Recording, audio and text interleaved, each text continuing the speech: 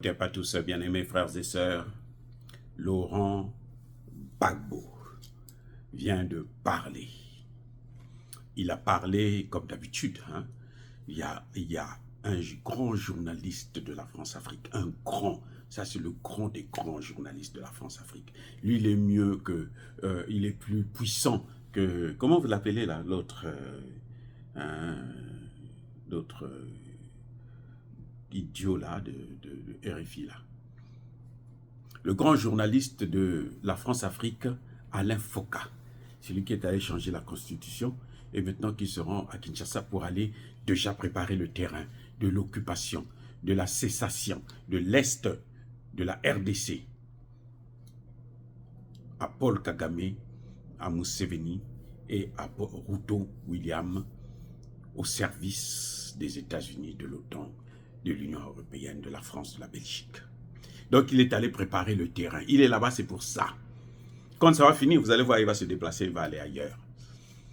Oui, il a fini au Togo. Maintenant, il est parti là-bas. Et donc, Alain Foka a interviewé Laurent Gbagbo. Et Alain Foka a posé la question à Laurent Gbagbo. Est-ce que la CEDEAO mérite de continuer à exister? Laurent Gbagbo a répondu non. Je vous conseille de suivre cette vidéo-là pour mieux comprendre ce que je veux dire là. Laurent Gbagbo a dit une chose qui est très importante, une phrase capitale. La CEDEAO est un instrument de propagande de la France. Waouh! Si vous regardez cette vidéo-là, concentrez-vous à bien regarder là où, le moment où Laurent Gbagbo a sorti cette phrase. La CEDEAO est un instrument de propagande à la disposition de la France.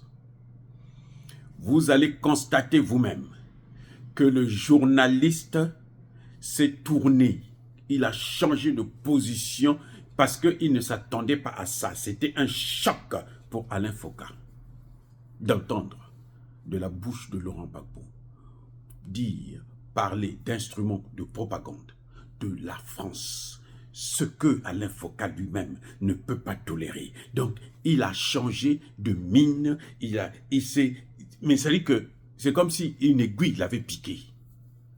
Regardez la séquence. C'est pour ça que je veux que vous regardez. Comme ça, vous allez me dire à moi si je me suis trompé. Si c'est moi seulement qui ai vu ça. Allez-y vous-même voir cette vidéo. Je sais que ça va lui faire de l'argent peut-être, je sais pas. Très bien. Mais allez vérifier. Vous allez voir. C'est choquant de voir le geste qu'il a fait. C'est-à-dire qu'il a pris une position de quelqu'un qui ne s'attendait pas à ça. Et puis c'est trop fort. Et puis les Français vont lui reprocher. Mais attends, comment il peut arriver à dire ça devant toi? C'est pas normal. Donc toi, qu'est-ce qui se passe? Laurent Gbagbo l'a dit. Donc ça, c'était le premier point. C'est pour vous montrer d'abord que ce fameux grand journaliste-là, ce sont malheureusement eux qui ont le droit de rencontrer nos dirigeants. Bon, tant mieux.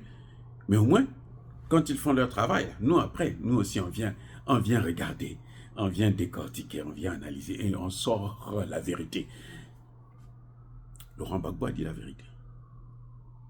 Ça veut dire que Laurent Gbagbo là a neutralisé, comment vous l'appelez,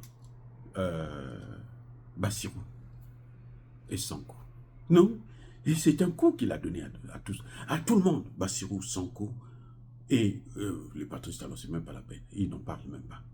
Mais quand Laurent Gbagbo dit ça là, ça veut dire qu'il est en train de dire à Bassirou, mais vous les jeunes là, vous êtes malades.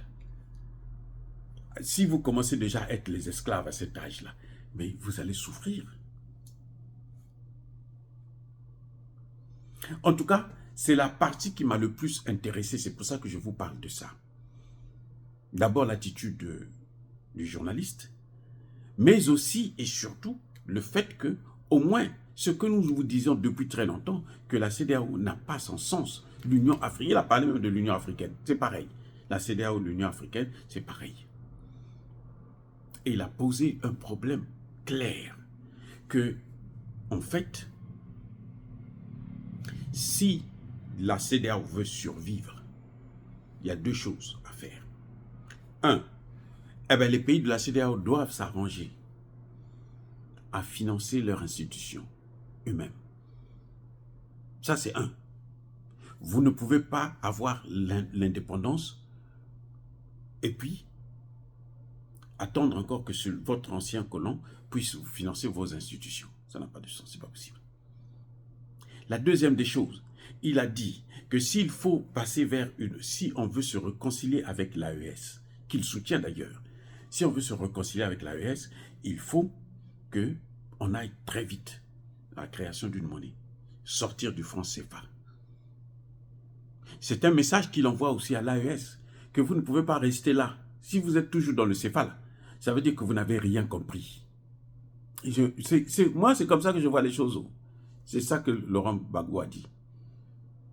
Il faut changer de monnaie dans l'immédiat. Et le changement de monnaie, c'est ça qui peut permettre à ce que les pays de l'AES puissent se réconcilier, ne serait-ce que dans le domaine monétaire. Et il a bien précisé que ce n'est pas dans tous les domaines, pas politique, non. L'AES reste l'AES, la CEDEAO.